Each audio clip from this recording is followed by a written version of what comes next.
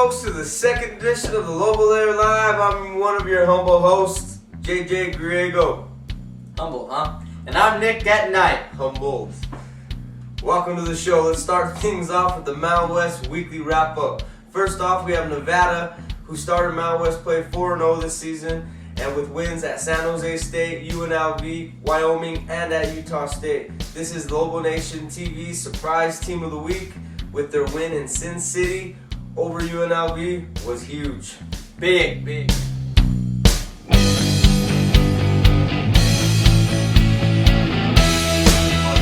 Before we jump right into our Mountain West weekly wrap-up, let's talk a little bit, Lobo fans. So, when we have a player that chooses to come to us, he chooses to play for us, not any other school in the nation, we need to embrace it and appreciate it. Drew Gordon said in his senior video 2 years ago that they showed on the bulletin board, on the big screen, before the game, he said the team and the fans treated him like family. We need to treat our players like family. Simple as that. Yeah, I'm not going to rag on too much or get on too much about the topic, but basically, we can't be eating our own out there. We got to support our team. We got to support our players. People are going to make mistakes. Players are going to make mistakes. Coaches are making mistakes. We all make mistakes. Let's not act like we're sitting on top of a mountain looking down on everybody else, because we're all here for one thing, because we love our Lobos. The Lobos are here for one thing, to win games, win Mountain West Conference Championships. So let's just keep some things in perspective and stay classy, Albuquerque.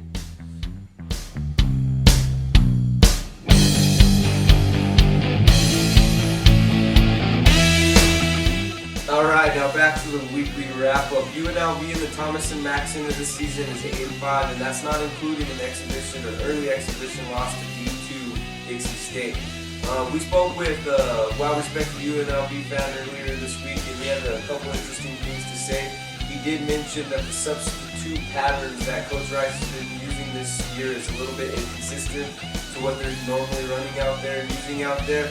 Now, this team did lose Anthony Bennett, Anthony Marshall, and Mike Mosier, who is now a Duck in Oregon. So this isn't easy for any coach to replace that kind of production. He also mentioned that the team's struggling when they get behind. Once they get behind, it's hard for them to keep checked in and mentally in the game. Personally, I think this team is very talented and very deep, and if they just stick together and keep grinding out Mountain West play, they're going to be a threat in the Mountain West, as they usually always are. They just need to gel a little bit better to get it going. Yes, they do. And we also forgot to mention they lost Caitlin Reinhardt, who's actually the newest member of teen pop sensation One Direction. Yes, he is. Now let's move on to our Wednesday night games. Who are we going to start with? Of course, we're going to start with our Lobos. We go to Laramie, take on the Wyoming Cowboys. The Lobos get 15, 12, and 10 from Cam, Kirk, and Kendall. The player of the game, though, was not a 3. It was Pancake with 7 points in OT to lift the Lobos to a W. Guess we're all going to be eating some pancakes.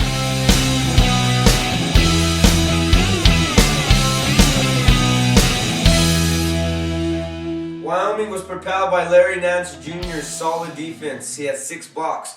Graybu and Sobey both had the team high with 24 and 16 points respectively, and they were money from Tradeville.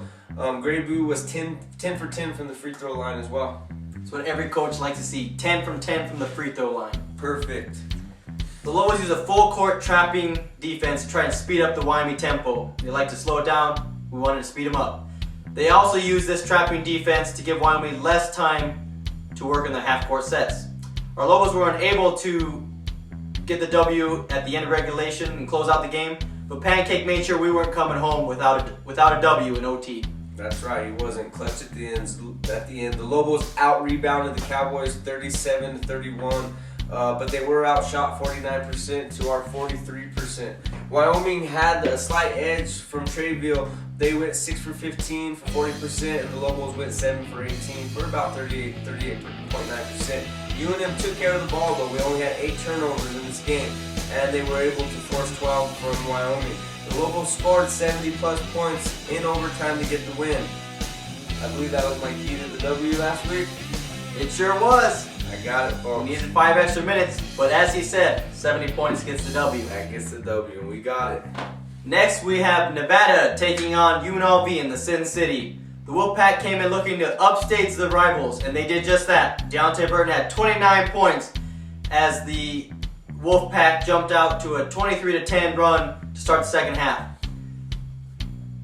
And they never looked back after that. Michael Pettis had 18 points and 11 rebounds, and AJ West just missed a double-double with 11 points and 9 rebounds.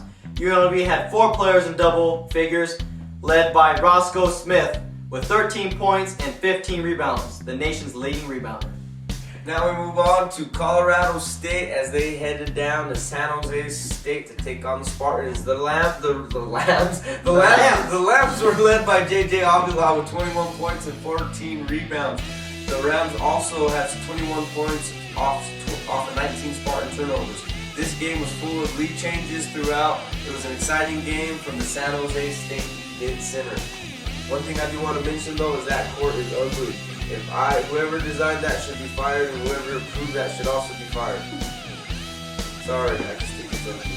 It's a tough economy, you want to fire everyone. Well, you know, it looked like a scene from 300, and they had about 300 fans in the building, so I guess it made sense. Very true. I think we're starting to see these changes though on the court. I think a lot of schools are realizing we can advertise more on the court. We're going to see a lot more changes on basketball courts. We even see it with the Mountain West tournament court with mountains going all the way across. It's just changes. That looked good though. And the Lobos court was classy. We kept it classy. Very true. Now let's move on to Air Force. The Flyboys head to Fresno to take on the Bulldogs.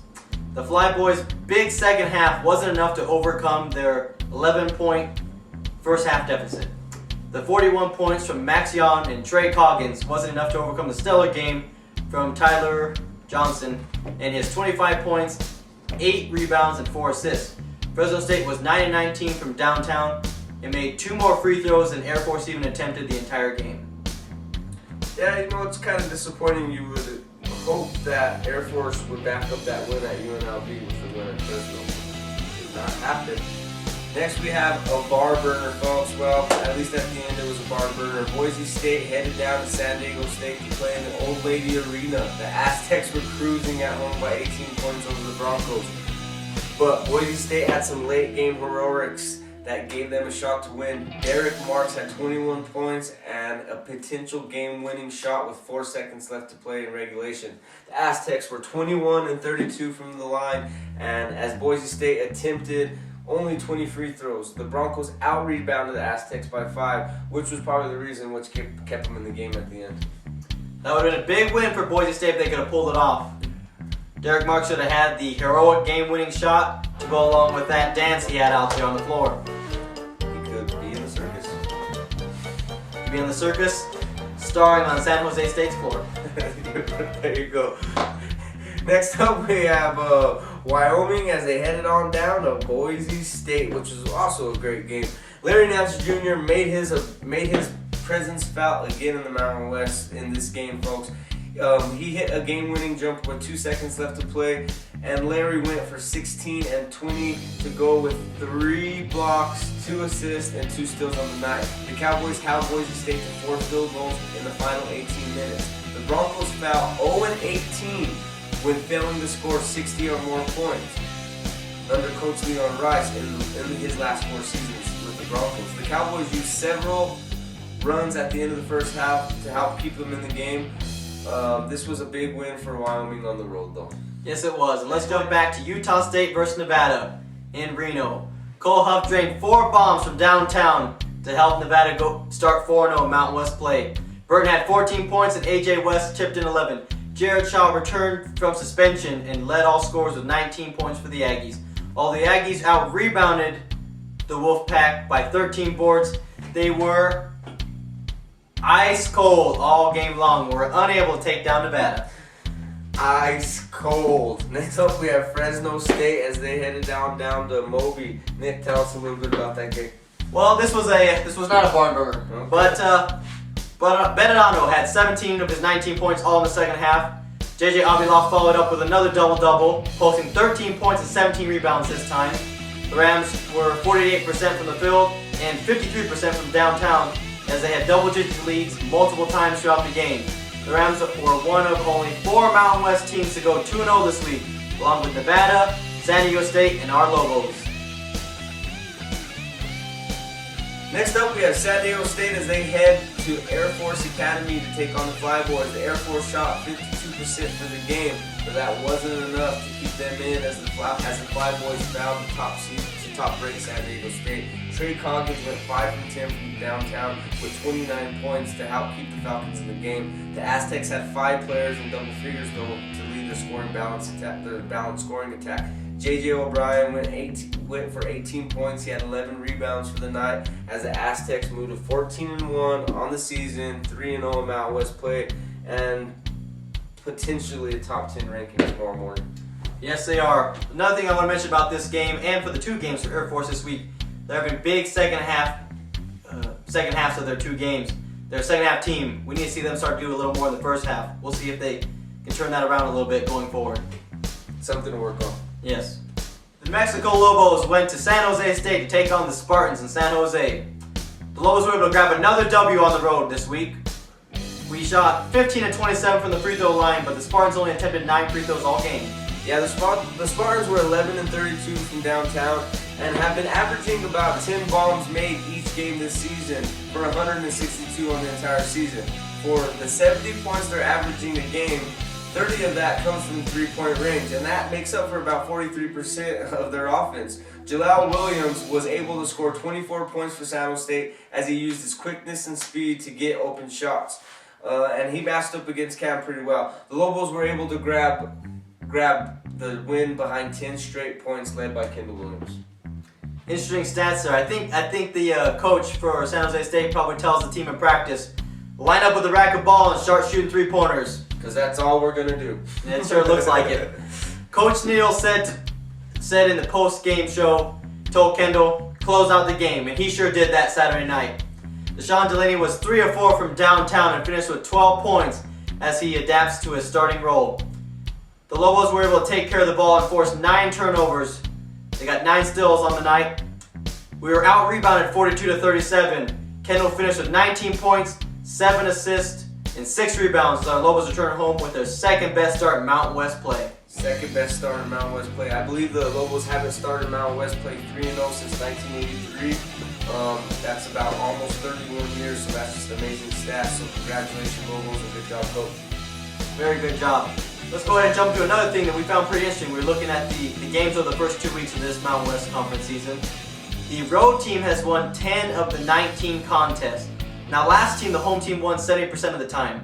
This season so far, the road team is winning 53% of the time. Yeah, that's a big change from last year. Although early in the season, it is a little bit telling that the road teams are actually going in and winning games on the road, because in this conference, years past, it's just hard to win on the road. Most teams that do go out and win those road games, those are the teams crowned Mountain West champion at the end. Yes, they are. Let's go to our Mountain West Player of the Week. We have 2 this week. I'm sure you could have guessed it. The first one, Deontay Burton of the Nevada Wolfpack. He followed up that 29-point effort in the win in Sin City with another 14 as they took down Utah State. Our second Player of the Week we got to see already in the pit last week is J.J. Avila. He had 2 double-doubles this week to also help the Colorado State Rams go 2-0 Mountain West play this week.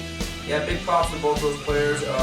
It's good for Colorado State that they have another emerging player to go to score and help out their squad. And then, of course, Deontay Burton. He's one of the best point guards in the Mountain West. He is the best dunking point guard in the Mountain West. The kid has just incredible hops. If you got to catch that dunk that he had over UNLV on the Sports Center top 10 last week, it's just amazing. This kid's got incredible hops. Good job. Very good. Okay, JJ, talk to me about our preview of the week, our next Lobo game. All right, Wednesday night, going down in the pit. The Running Rebels are traveling down from Sis City to take on our Lobos live in the pit at 7:05. The Rebels are coming into this game having lost 2 straight Mountain West home games. They are 10-5 on the season and 1-2 in the Mountain West, looking up at everybody else. So what that means is they're going to come in here hungry and desperately needing a win. They're really going to try to get the W in the pit on Wednesday. Yes, they are. It was surprising to all of us that they lost 2 games back-to-back at home to start the Mountain West. Looking for a rebound now. The Rebels are led by Bryce Deshaun Jones to pair with that tandem of Roscoe Smith and Ken Birch down low. This will be one of the few Mountain West teams that has the front court that can match up with Kirk and Cam. Yeah, I agree. UNLV is averaging about 77 points a game, and they're giving up about 65 points to opposing teams. The Rebels are 9th in the nation in rebounds per game, as they get about 13 rebounds a game from the nation's leading rebounder, Roscoe, the rebounding machine Smith. That's right. So the Rebels and the Lobos will look to run the floor, and on defense, they like to press you. They like to press that ball. Our Lobos have more of a conventional guard to big man lineup than UNLV, but we often get to the same results. We're very similar styles. Yeah, similar styles of play, different results, obviously. Now on to the best part of the show for me is the keys to the W. First off, let's start with JJ's keys to the W. This week, folks, my big key to the win is free throws. It's going to come down the free throw line. The Lobos have got to make their free throw shots, every single one of them. Kendall, the clutch free throw shooter, needs to come through for us. Cam needs to make his free throws. Alex needs to make his free throws. Pancake, continue making your free throws in the clutch, bud. Because the Lobos and Rebels are pretty much evenly matched up at most facets of this game. And the one area the Lobos are a little bit better than the Rebels are in free throws. For us to win this game, we got to make those free throws. Get to the line, and when we get to the line, make the free throws. That's the key to the W.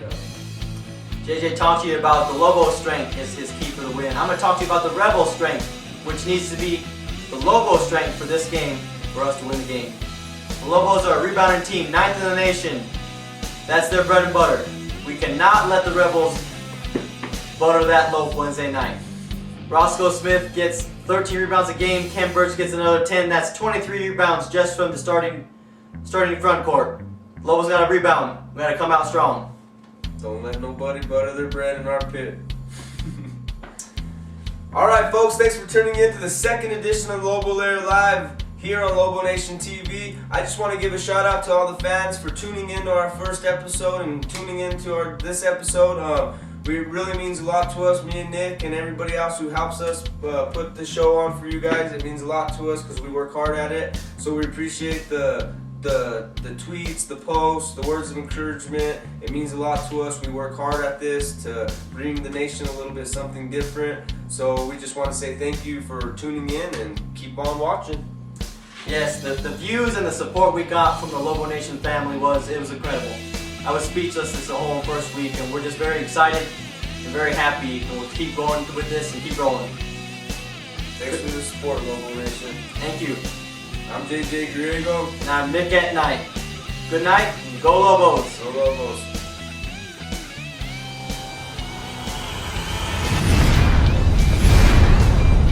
Ooh.